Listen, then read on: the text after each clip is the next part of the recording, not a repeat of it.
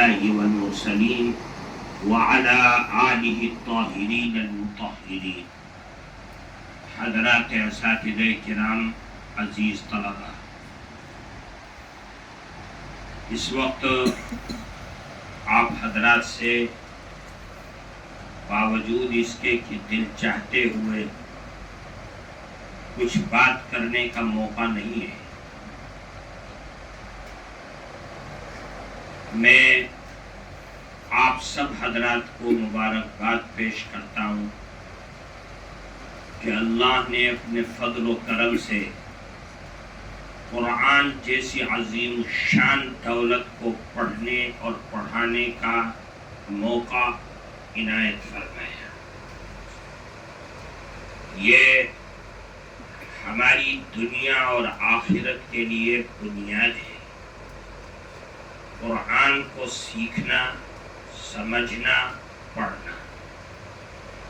عام طور سے ہمارے طلباء میں ایک مزاج ہے کہ قرآن کو حفظ کرتے ہیں اور پھر دور کرتے ہیں، قرآن یاد ہو گیا تو وہ دنیا میں چلے جاتے ہیں۔ یاد رکھیے، علماء نے قرآن کے بارے میں فرمایا کہ قرآن صرف عبارات اور آیات اور الفاظ کا نام نہیں ہے۔ فرمایا القرآن هو النظم والمعنى جميعا۔ قرآن کا مطلب اور قرآن کہا جاتا ہے نظم اور معنی، یعنی آیات اور الفاظ اور قرآن کی عبارات کے ساتھ ساتھ قرآن کا ترجمہ اور اس کے معنی، یہ بھی قرآن کے ہونے میں شامل ہے۔ یہ دونوں آئیں گے تو قرآن کا کامل حصہ آپ کو حاصل ہوگا۔ قرآن ملے گا حفظ کرنے سے، قرآن کا نظم اور قرآن کی آیات سینے میں محفوظ ہوگی، اور پھر اس کے بعد عالمیت کا کورس کریں گے، صرف اور نحو وغیرہ وغیرہ وغیرہ کو سیکھ کر کے قرآن کے ترجمے اور تفسیر اور تشریح کو پڑھیں گے اور سیکھیں گے، تب جا کر کے قرآن کا دوسرا پہلو حاصل ہوگا، تو کہا جائے گا کہ آپ نے قرآن کو پڑھا ہے اور قرآن کے علوم کو حاصل کیا ہے۔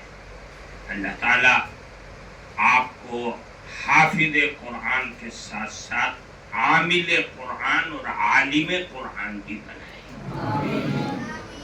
اور ہم سب کو اسی جیسا قرآن کو ماننے اور پڑھنے والا بنائے۔ صلی اللہ علی النبی کریم۔ دعا کر دیجیے۔ الحمدللہ رب العالمین۔ انی اشہدک انت اللہ لا الہ الا اللہ وحدہ لا شریک لہ واشہد ان محمدا عبدہ ورسولہ۔ اللہم صل علی سیدنا مولانا محمد وعلی آلہ واصحابہ اجمعین۔ اے اللہ، آپ ارحم الراحمین ہیں، ہم سب کے حال پر رحم فرما۔ اے الہ العالمین، یہ بچے تیرا کلام پڑھنے کے لیے یہاں جمع ہوئے، اے اللہ انہیں حافظ قرآن کے ساتھ ساتھ عامل قرآن بھی بنائے۔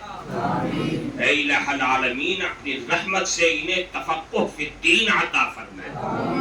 اے الہ العالمین، دنیا کے لیے انہیں راہبر اور مقتدی بنا دیجیے۔ اے الہ العالمین، اپنی رحمت سے جو اساتذہ کام کر رہے ہیں ان کو خوب دنیا اور آخرت میں بہترین بدلہ عطا فرمائے، اس مدرسے کو خوب ترقی عطا فرمائے۔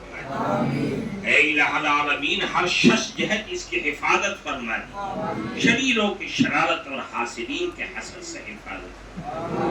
ہماری دعاؤں کو قبول فرما لیجیے۔